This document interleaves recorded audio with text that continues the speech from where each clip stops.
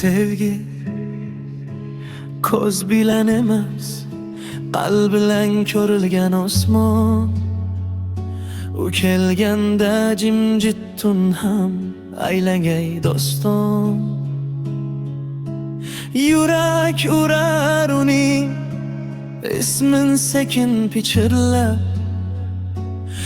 go'yo yulduz yog'ar har bir aytilgan armon. Sevgi qo'l ushlash emas, ishonchni ushlab ol. Qalbni qalbga bog'lab bir umr yo'l bosmoq.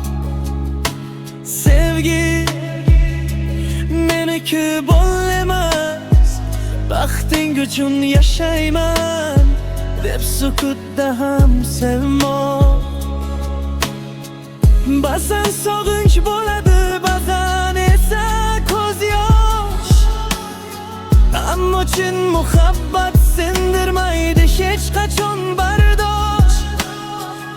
U insonni yuksaltirar, qalbini poklar sekin.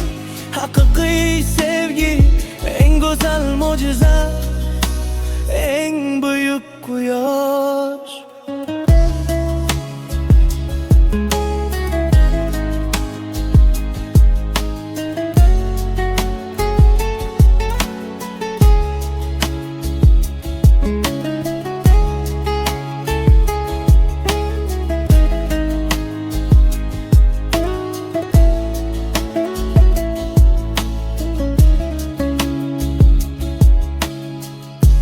Agar bir kun sevsang, avval hurmatni sevgin, so'ng ishonchni asra, sadoqatni ham biling.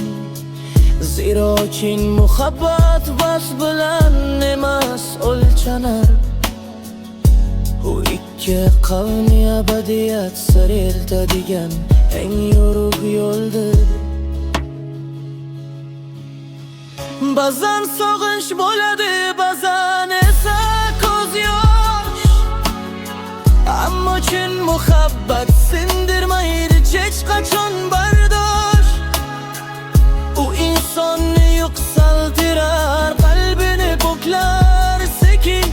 Haqiqiy sevgi eng go'zal mo'jiza, eng buyuk quyosh.